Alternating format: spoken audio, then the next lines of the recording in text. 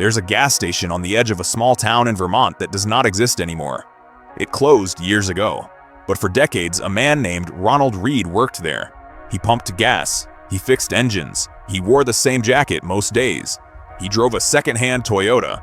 He cut his own firewood because firewood is cheaper when you cut it yourself, and Ronald Read noticed things like that. He was not a businessman. He was not an investor in any title or LinkedIn sense of the word. He had no degree in finance, no mentor who taught him the system, no inheritance, no lucky break that people would point to later and say, that's the thing, that's how it happened. When Ronald Read died in 2014 at the age of 92, his lawyer called the local hospital and the local library. He was leaving them money. The hospital received $4.8 million. The library received $1.2 million. The rest went to friends and family. Total estate just under $8 million. The town did not know. His neighbors did not know. His stepchildren did not fully know. He had been quietly building something for 60 years, and he had done it on the salary of a gas station attendant and a part-time janitor, and nobody had noticed because he did not need anyone to notice. Most people heard this story and felt one of two things. Either inspiration, if he could do it, so can I, or a kind of quiet deflation, a voice that says, but that was then, and this is now, and things are different. Both reactions are understandable. Neither one is quite right. Ronald Read was not magic. He was not a genius. He was not even unusually disciplined in some superhuman way. He had one quality that most people have access to, and most people spend their whole lives quietly throwing away. Patience, not the kind of patience that waits for something to happen. The kind that keeps doing the same small thing long after it stopped feeling meaningful. Long after the number was too small to bother with. Long after everyone around him had concluded that it was not worth it. He bought his first stock in the 1950s. Not a hot tip, not a startup, a utility company. The kind of company that provides electricity and gas to a region and charges for it and pays a dividend and does that same thing reliably every year without drama. Ronald Read liked companies that did the same thing reliably every year without drama. He held that stock, then he bought another, then another. He reinvested his dividends. He read the Wall Street Journal every morning at a local diner, same seat, same coffee. He did not trade in and out. He did not time the market. He did not panic in 1987 when the market dropped 22% in a single day. He did not panic in 2000 when the dot-com bubble burst. He did not panic in 2008 when banks were failing and televisions were screaming and people were pulling money out of everything. He just kept holding and buying and holding. By the time he died, he owned shares in over 95 different companies. Procter & Gamble, J.P. Morgan, CVS, J.M. Smucker. Companies so boring that describing them at a dinner party would end the conversation. He had chosen them not because they were exciting, but because they were solid, and because solid compounds and exciting usually doesn't. Here's the number that matters. If you invest $300 a month starting at age 25 into a broad index fund averaging 8% annual returns, a perfectly normal long-term return for a diversified portfolio, by the time you are 65, you will have approximately $1 million. Not because you earned $1 million, because you let time do the work while you did something else.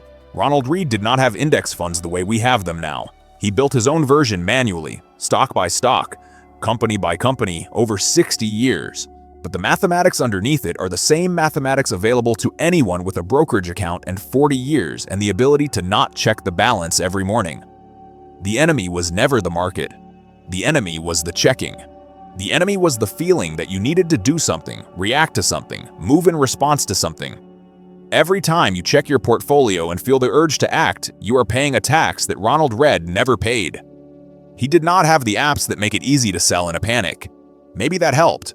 Maybe the friction of having to actually call a broker saved him from himself in the way that digital convenience fails most modern investors. There is a woman named Henrietta who lives in the same Vermont town. She knew Ronald Read the way small-town people know each other, not closely, just around. She thought he struggled. When the news broke, she sat in her kitchen for a long time, not because she felt she had failed or he had succeeded, but because she had made assumptions about what his life looked like based on what it looked like from the outside, and she was completely wrong.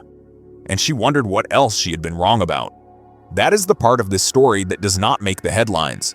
The headlines say janitor leaves millions to charity. The real story is about the assumptions, about what wealth looks like when it is not performing itself, about the version of a life that accumulates quietly in the background while the visible parts of that life look ordinary. Ronald Read did not look wealthy.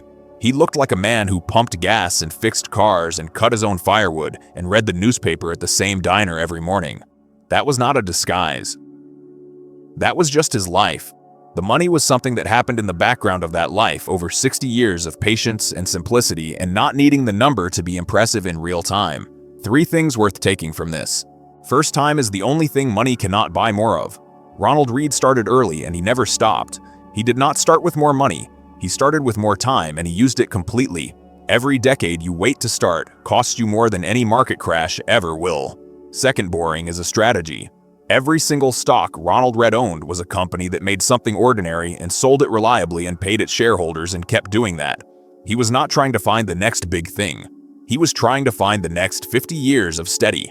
There is an entire industry built to convince you that boring is not enough. That industry makes money when you trade. Ronald Read made money when he did not. Third, the gap between looking wealthy and being wealthy is where most financial lives get lost. Ronald Read had $8 million and drove a used Toyota and cut his own firewood. Most people with the appearance of wealth have a fraction of what he had because the performance of wealth costs money that compounds into nothing. You can spend your money looking rich or you can spend your time getting there. Very few people find a way to do both. I want to say something before you close this. Ronald Read is not an inspiration poster. He is not a challenge to grind harder or live smaller or turn yourself into a monk with a brokerage account. He is something more uncomfortable than that. He is a mirror. Most of us know what we should be doing. We have read the articles, we have heard the advice, we have nodded along and felt motivated for a week and then drifted back to the thing we were doing before. Ronald Read did not know anything you do not know. He just kept doing the small thing when it stopped feeling like it was working, when the number was embarrassing, when the timeline was too long to see the end of, when nobody around him was doing the same thing. The question this story asks is not, can you do this? The question is, what are you waiting for? Not in a pressure way, in a quiet, honest way, because the math does not care about your timeline. It only cares about when you start. Start small, start now, stay boring. That is the whole thing.